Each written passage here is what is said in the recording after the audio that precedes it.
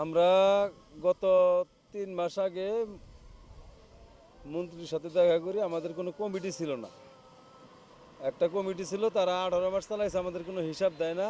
তারপর মন্ত্রীর সাথে যোগাযোগ করার পরে ধনবাড়ির লোকাল যারা আছে বিএনপির, তারা আমাদেরকে একটা পরিচালনা কমিটি করে দেয় সুপারিশ কর্মে।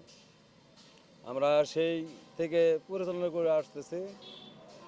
গত 2 মাসে আমরা প্রায় 8 লক্ষ টাকার উপরে ইনকাম করি।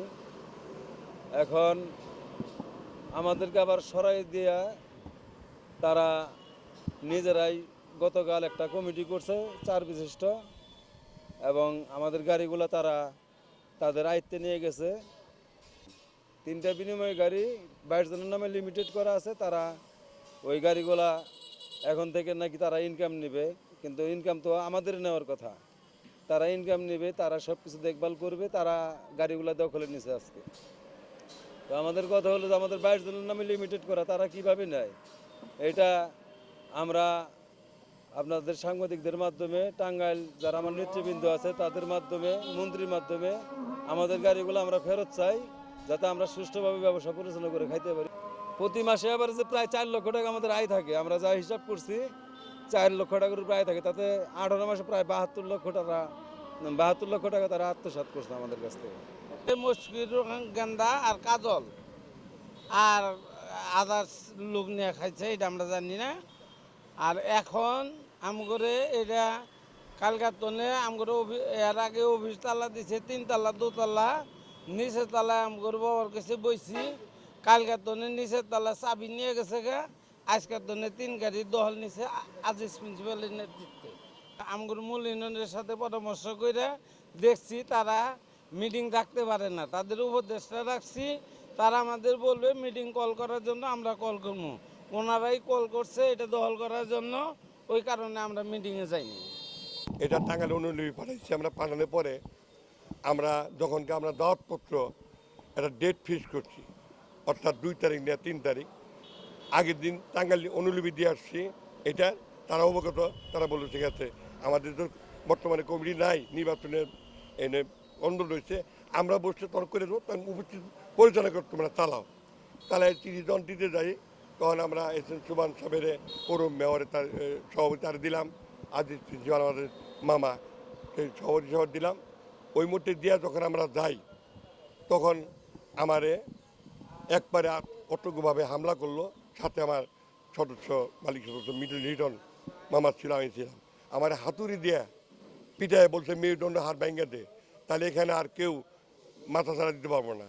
হামলা করেছিল আপনার হলো কাজল, সাকাত, হেলাল, রুকন, রাজ্জাক, এই সব সিজারে আমার প্রথম বাড়িটা দিয়েছে। তারপরে ওরা লোহাটা পিটাইছে, এরা প্রথমে হামলা করলো।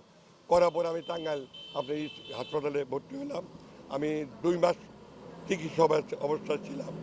থাকার পরে ওই সুস্থ হওয়ার পরে আমাদের পরিচালনা আমরা আবার ওই দিনই হাসপাতালে, তখন এরা আমার ছাড়ে উদ্বোধন করছে। এরা আমার মামলা চলতেছে, আমার ওয়াইফ বাদী। এখন আমরা পরিচালনা করতেছি। 2 মাসে আমাদের 8 লক্ষ টাকাই আছে, এটা অনুলিপি টাঙ্গাইল দিচ্ছি।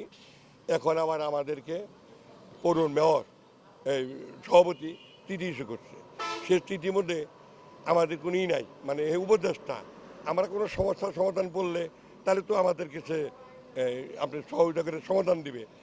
না না, এই টাকার এখতিয়ার নাই। কারণ আমি ওনাকে বলছি, দেখেন আপনি তো এই পৌরসভার ক্যান্ডিডেট, আর এখানে আমাদের উপদেষ্টা থাকে উপজেলার নাম্বার ব্যক্তি চেয়ারম্যান, আর পৌরসভার নাম্বার 1 ব্যক্তি উপজেলার পৌরসভার মেয়র, এই পদমর্যাদা থাকে। কিন্তু আমরা তো আল্লাহ আপনার মিনহমত করছে, আপনারা পদমর্যাদাতে আপনারা আমাদের সম্মানের পাত্র। আপনারা এইভাবে মিটিং ডাক দিচ্ছেন, আপনি মন্ত্রী মহোদয় বাইরে যাওয়ার সুযোগ আছে না? সুযোগ নাই। আপনার সম্মান সমিতিতে যাওয়ার মিটিং দেওয়ার সুযোগ আছে? নাই। তাহলে আমি আপনারা কীভাবে যাবো? আমাদের মাদার ইউনিয়ন টাঙ্গাইল, তারা যদি এখানে আসে তাহলে আমার মিটিংয়ে অ্যাটেম্প করবো, নাহলে আমার এই মিটিংয়ে অ্যাটেম্প করতে পারবো না। আমাদের মন্ত্রী মহোদয় এত ভালো মানুষ, এটাকে সে প্রশ্রয় দেয় না, এটা দিবেও না। যে আগের যে 17 বছর চালাইছে, এরা মনে করেন যে হীরাবাই, হীরা শাহ, উনি কিন্তু ওই অনেক কন্ট্রাক্টারি ব্যবসাটা করছে। আমাদেরকে এই মালিক সমিতির প্রধান আহ্বায়ক ছিল, সে আমাদেরকে প্রথম এই যে 3টা গাড়ি, এই 3টা গাড়ির মধ্যে একটা গাড়ির টাকা নিয়েছিল, নিয়ে এই গাড়ি এই 3টা বাড়াই দিচ্ছে।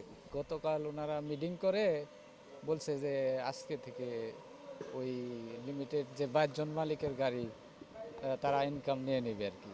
আর আমাদের সমিতি মন্ত্রী মহোদয় আমাদেরকে বলছিল যে মালিকদের সমিতি মালিকরাই চালাবে। আমরা সেভাবে 2 মাস চালাইলাম সবাই মিলে।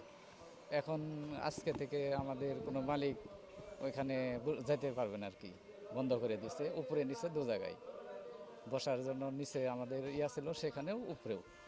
আমরা চাই মন্ত্রী মহোদয় আমাদেরকে বলছে যে মালিকঘর সমিতি মালিকরাই চালাবে, আমরা এটাই ফেরত চাই। মালিকঘর সমিতি মালিকরাই আমরা চালাইতে চাই। তো আমরাও ছিলাম 18 মাস, কিন্তু হিসাব দেয় নেই এখানে। এই 3টা বাসের মালিক ইনকাম তার 18 মাস খাইছে। এটা হিসাব দেয়নি, খাইছে আমাদেরকে কোনো হিসাব দেয়নি আর কি।